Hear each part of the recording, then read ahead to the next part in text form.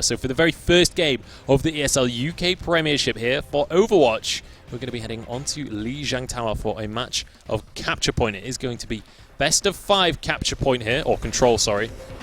And we'll see who's going to be able to take the best of this and then move on to the second map in the best of 3. But Dan, obviously they're not fully locked in just yet, so we'll take these with a pinch of salt, but start talking me through what you're expecting to see from these two teams in terms of lineups. I mean, usually you're going to see the 2-2-2 kind of lineup. I mean, actually we see at the moment a Bastion from Ayuki, which would be quite strange, but you never know with the kind of favourite characters from some of these guys. If they like Bastion as a hero, they might pick him. I will say, Ayuki is the kind of player, he used to be in the League of Legends UK scene, and I've cast him quite a few times. I will say he's the kind of player that likes to hover Teemo, so let's not take this hover too serious. It is going to be swapped to a different Omnic. It is going to be Zenyatta coming out from him.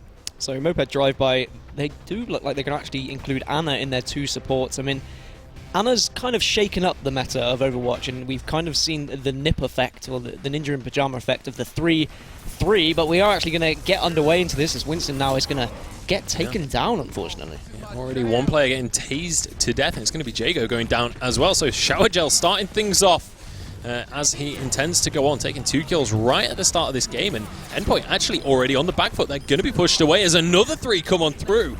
Dominant starting team fight coming through for the side of Moped Driveby. They're going to get the capture point, and they're going to be, as the game type would suggest, completely in control. Yeah, so it is Team Endpoint rather than Moped Driveby with the Ana, actually. And the reason why Ana is so good is just because of that ultimate, that nano boost. They can just boost one of your tanks, as we just see pure aggression coming out from Moped Driveby. They're not allowing Endpoint to leave their spawn whatsoever. They said, let's just get in their face, not give them a chance to think here. I will just say I was completely confused by the overlay. It is, in fact, you're right. It is Endpoint on that blue side. So we'll be able to get that rearranged for you guys. But already, Ultimate's starting to stack up here for Endpoint. They're looking to be in a fantastic position here. 30% already, and not even allowing their opponents out of spawn. This is pretty dominant so far, and I think we're going to have to see a little bit of a change of pace from Moped Driveby if they want to get back in this game. Here we go. Graviton Surge is available, but do they even need it right now? They are cleaning shot without ultimates. This is what I was scared of happening, really. We knew that the sheer power Endpoint have. We now see them with 5 ultimates ready as well. On the other side, Moped Driveby have absolutely nothing. Ana's getting closer. She will be able to maybe boost up that Winston so he can get a massive amount of armor and health, and he can push in. But here we go. This is going to be another team fight here. Yeah, there's the Graviton Surge. Sound Barrier will come out, but Death Lotus comes on through, and it's going to be complete cleanup right now. And it's going to be Quixer. I don't know how to say that name. Quirks? Quirks. I'm going to call him Quirks. That's what we're going to go with. But regardless, it is going to be a complete team ace. Endpoint once again taking that one. Only 3 ultimates used. They're sitting pretty. Yeah, that was the thing. They just said, look, we don't need to use all of our ultimates. Let's just use 2. We know Moped Driveby haven't really got anything to answer us right now. Moped Driveby do have a couple of ultimates now in Genji as well. He can push in and try and get there, but this is going to be another team fight as we see the Surge coming in, but it's not going to actually quite work out as we now see she's just, Zaya is fully boosted, and she is just doing absolute work here. I think it's a bit unfair to call these players boosted at this early stage in the best of 3, mate. Here we go, another few kills coming on through, and it's just traded for 1. It was only Musashi who ended up going down in that last team fight, and I think he was one of the only players for Endpoint that went down the entire game. That was a crushing victory, I've got to say, from Endpoint. They're 1-0 up. Obviously, this is best of 5, so they have opportunity to get back in here on Lijiang Tower. But I mean, if that game is anything to go on, it's going to be a challenge. I think Endpoint's composition just looks a lot better. I feel that the Ana choice from Moped Driveby was probably just because they know that Ana's being chosen a lot right now in the kind of top tier games. I'm not sure that they were comfortable with her use, and I don't know if she was maybe... You want to use her in a better composition than the one they were using. I don't like in the kind of 2-2-2 support, DPS and tank. But what Endpoint did well is they just didn't give Moped Driveby a chance to breathe whatsoever, and they really utilised their ultimates at the right time, both defensively and offensively. We saw Transcendence come out from Zenyatta at perfect times just to make sure that Moped Driveby didn't even get a sniff in when they were pushing. And here we go. It's going to be Blizz that's jumping in first, and already you can see the Roadhog solo sandwich very close to going down and will be finished off in the end. Blizz already has his pulse bomb available, and he might just be able to use it already. Moped Driveby just wiped off of the map. Endpoint, this is absolute domination coming out from them. They've already got the capture point, and once again, they're going to look for this spawn lock. And this is why they're the first seed coming into this tournament, right? We knew they were capable of this, and they're just showing their sheer dominance at the moment. I mean, it was fantastic from Blizz to make sure he focused down that Roadhog. I think that was very important going in the team fight, just because of the amount of health from the Roadhog. And you now see him again just targeting that Roadhog, peppering him with bullets. Yeah, absolutely. May's gone down as well. Caprifun, unfortunately, not going to be able to live another day. And the ultimate's starting to be stacked up, but Blizz finally goes down. So Moped, they've got the man advantage right now. They're the ones in the driver's seat if they can just continue to make this happen, if they can actually finish off some of these players. But the thing is, they got a Tracer. She'll be back in that fight almost instantly. There's the sound barrier, and it is going to be Endpoint starting to take down these players once more. A couple of ultimates are available, but Transcendence not even going to be used before these players are just wiped off of the face of the map. Cypher will go down as well, and that is another easy team fight for Endpoint. I think we can see that Endpoint are very confident with the heroes that they're using. I mean, it's a very similar composition to what they had in the first control round. And Moped Driveby just need to have an answer. They need to think of something. They've tried to go through the middle. They've tried to flank round right. They're using Farah to try and get the height advantage, try and push someone off the map. But at the moment, nothing's really working for them because Endpoint are just using their ultimate so well defensively. The fact they've still got that Transcendence there to use. Reaper's got his Death Blossom as well. This is going to be a difficult team fight for Moped Driveby pushing in. Certainly is, but they're going to go for it no less. And they're actually onto the capture point this time, which is something I don't think they've really achieved too much before. Here we go, though. The members are already dropping 3 down at this stage. It's just Zenyatta and 2 tanks. They're not going to be able to finish this fight. They did manage to get a couple of counter kills, but again, just not enough. It was only Ayuki that went down for Endpoint, and it just feels like Moped Driveby. They're this little wave that's going up against the dam. They need to be a tsunami right now if they want to break through. Yeah, and I love what Blizz is doing as well, just getting in the face. Roadhog does get the hook there, so that's actually an important kill. Reaper will go down, so that means Reaper and Winston are both. They've now got this chance. There is going into overtime. They do have the advantage, but we've got Zaya just putting in all that damage right now. Yeah, here we go. There's another couple did go down. Cypher's being focused right now as Sandwich punches one in the face. Blizz goes down, but it's only one single kill, and with 2 players remaining, couldn't quite get there in time. Caprifun so close to getting the overtime once more, but will get shut down. And to be honest, it was a good last-ditch effort there from Moped just to jump onto that point as soon as 99% got hit by Endpoint. Moped dived onto that capture point, made sure that they could at least contest and push to overtime, but unfortunately, it is going to be another point here for Endpoint. I mean, what was important was Sandwich actually finally got one of those hooks with Roadhog, and we've seen Roadhog being used in the top tier of Overwatch a lot more with the 3 tank, 3 support composition. And those hooks, just to initiate a team fight, is absolutely fantastic. But generally in the first 2 rounds, to start off with, Roadhog just wasn't getting any of those hooks. He was being targeted by that Tracer, but he was able to take out that Reaper. They were able to push in, but unfortunately, Endpoint just... they're on point. I mean, I don't want to meme it, but they really are. They're doing absolutely fantastic right now and really controlling every aspect of the map. Well, they're also trying to end control point right now as we head into the 3rd round and potentially the final round if they can keep up the performance they've been on so far. Cypher ending up in a 1v1 against Blizz. Will be able to survive 4 now, and actually, it's looking like Moped have control right now, but I don't know how long that is going to last for them. The charge not quite going to connect there from Thunderfap, and he is going to end up going down for it. 2 players suddenly remaining. Nighttoast goes down. Cypher, he's all on his own outside and will get finished off by Quirks, and there you have it, another dominant team fight coming through. What Quirks and Blizz are doing absolutely fantastically right now is just targeting the right heroes at the right time. They're making sure they take down that Roadhog first, then they're going for Lucio, then Reinhardt, just making sure that they get rid of the right heroes at the right time. And the heroes that are going to do most damage aren't the ones you want to worry about. It's those tanks and those healers you want to get rid of first. Absolutely. The squishy ones can be dealt with later a lot of the time, but I've got to say, maybe in solo queue, not necessarily the greatest strategy, because if you've got a Genji on the other team that's just cleaning house, you definitely have to worry about him. But no Genjis in this map. And we can see Ayuki, once again, has that Transcendence available. Quirks as well with the Death Lotus.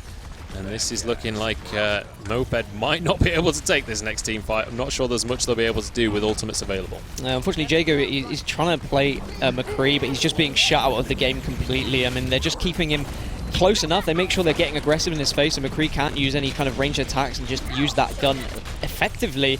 And now we see the Death Blossom coming out of Quirks as well, so he would just wait and maybe just team up, wait for Xayah to get that ultimate as well. And that is such a deadly combo when that Graviton Surge comes down with the Death Blossom. And there we go again, McCree just being shut down by Reaper, and Reaper will then turn his guns towards Roadhog here.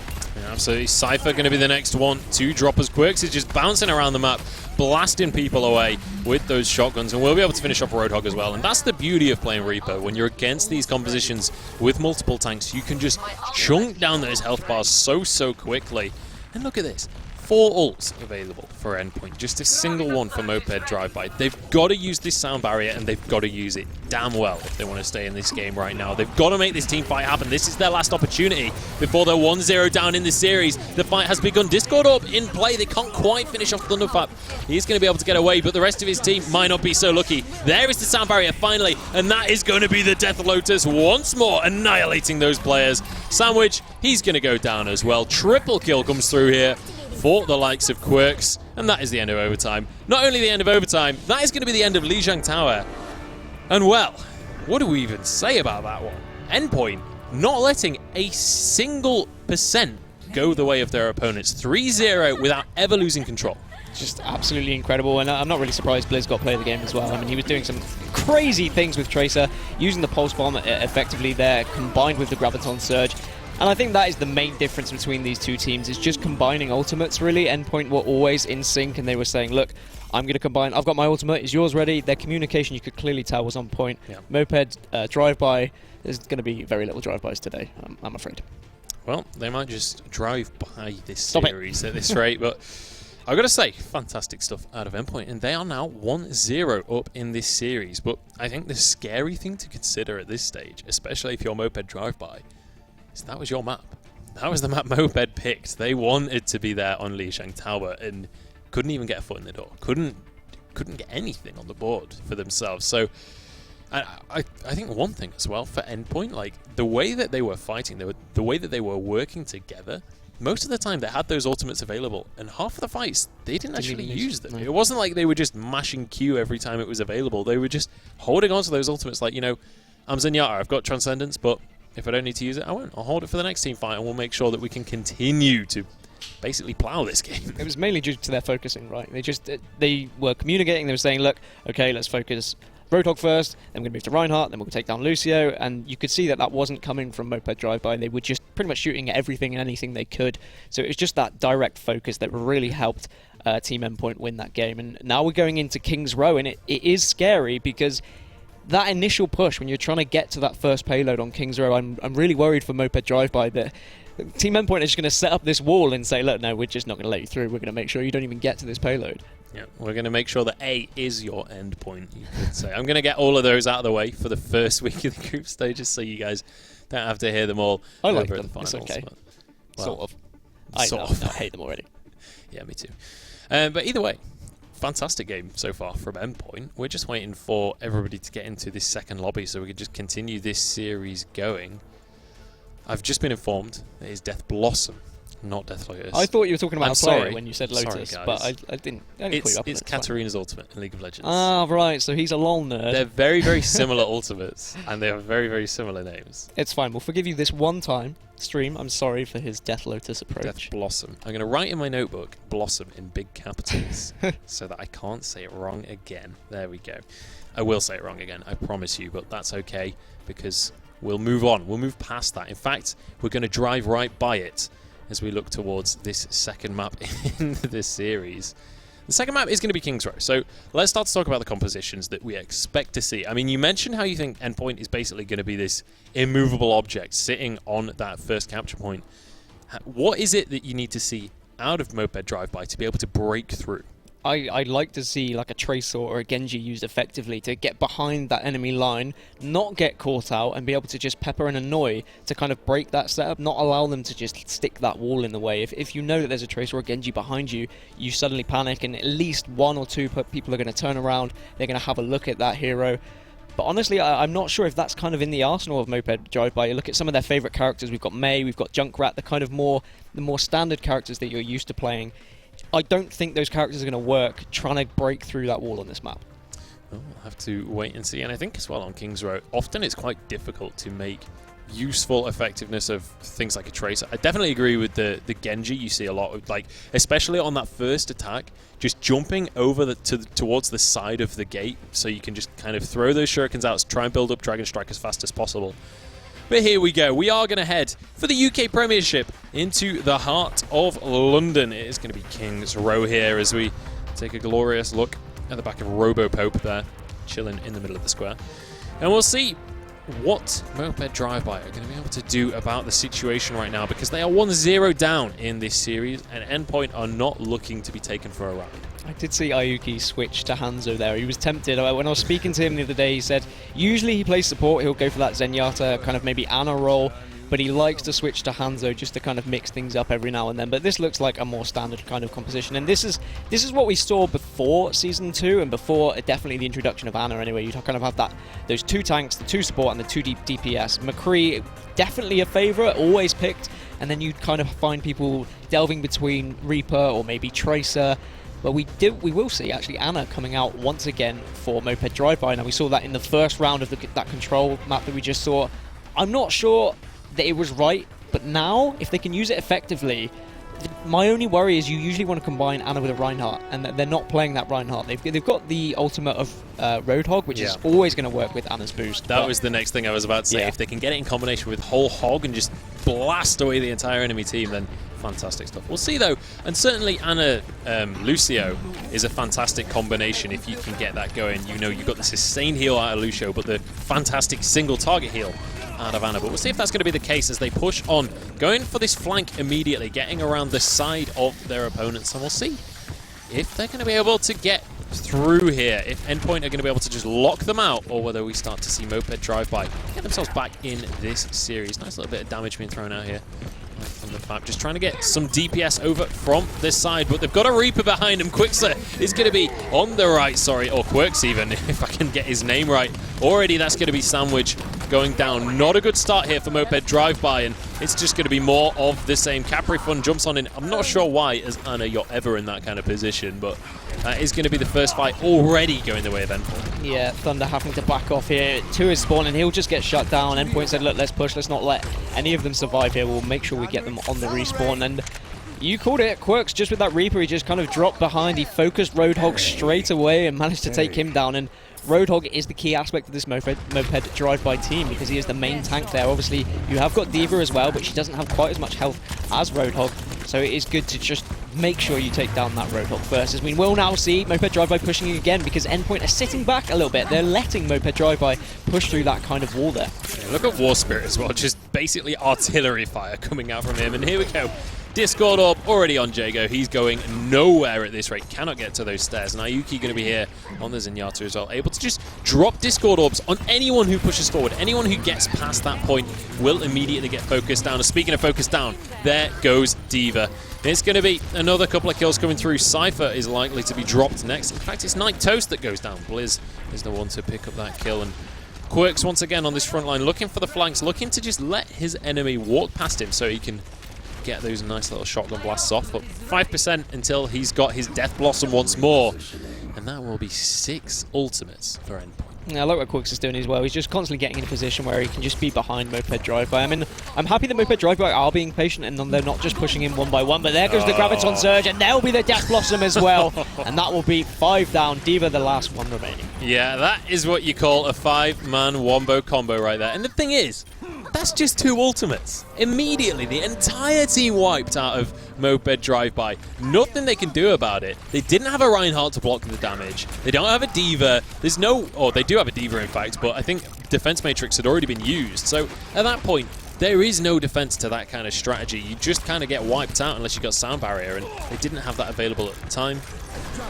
And as we said, that was only 2 ultimates. Here we go, though. The fight is going to kick off as Tactical Visor actually gets kind of countered there. It does get knocked down. Thunder is going to be the first one to drop here, and Moped Driveby, 3 men down now. They're not looking to be in a fantastic position. Night Toast all the way on this front line, but he's all the way on his own as well. Cypher the only one to survive, and he's already back at his spawn. See, Moped Driveby, they're saving up their ults, but every time they've got a couple, Endpoint have always got the correct counters for them. Every time that Transcendence either comes down, or we'll see Lucio drop that Sound Barrier, and it's really not working well for Moped Driveby at the moment. And they need to maybe change some heroes and just try something different, because they can clearly see it's not worked for the past couple of minutes. They are going to try and push in once again. The speed boost will come out from Lucio, and they are going to run and charge at them now. Yeah, Whole Hog did come down, but the Discord orb just means that Sandwich gets completely eaten up on that first fight. Caprifun and Night Toast, once again the last two remaining. Caprifun on that Ana. Beautiful little headshot there coming out from Blizz to finish him off, but once again, that is going to be the round going the way of Endpoint. Not a single capture going the way. They didn't even begin capturing that point. At no point was even contested. It was contested. That's the best they got. They never just had exclusive control of A at any stage. Yeah, I think there is a clear gulf in class between these two teams, and what we can now enjoy is watching how Endpoint push through. I mean, maybe I'm going to eat my own words. Maybe Moped Driveby will have a fantastic defense here, but I'm looking forward to seeing what Endpoint kind of show. I mean, War Spirit is teasing us with the Tourbillon. I don't really think you're going to go with an offensive Tourbillon, but you never know. I mean, they're winning so comfortably, they could try whatever the heck they want right now. Well, I don't know if any of you guys have been on Reddit today, but I certainly saw that if you're ever having troubles with 6,000 plus ping, then attack Tourbillon is the way forward. All you got to do is get the turret on the payload, and you are laughing. But we'll see. I'm expecting whether War Spirit is to struggling change with lag issues, and that's why. But I'm expecting him to change to Zarya, but we also see Symmetra coming out from Shower Gel as well. Shower Gel, his name actually apparently triggers his captain Ayuki. He said he hates his teammate's name, so perhaps there's some arguments going on right now just because he dislikes his name so much. I like the name Shower Gel, personally, because it's handy. So what you're suggesting is the reason that Moped Driveby will be able to defend is because of the inner animosity of Endpoint because of one of the players' name. I like the idea. I seriously doubt at straws? that is going to be the case. Yeah, I've got to say, kind of agree with Ayuki on this one. That is a bizarre name coming out from a Shower Gel. But we'll see if he's going to be able to clean up this series as we head into potentially the final point here on King's Row. All they have to do is capture A. That's literally all Endpoint have to do. Not just to win the map, but to win the entire series. And that, honestly, they're going to be winning in record time at this rate. It could be done in literally 30 seconds as well, as we now will see the change from War Spirit to Zarya. The Ice Wall will come up by Moped Driveby just to try and delay this attack a little bit, but now we'll see them push. Just Genji now jumping over this bus, and he's just going to... I like this. He's just throwing a few projectiles just to try and take down that barrier right now.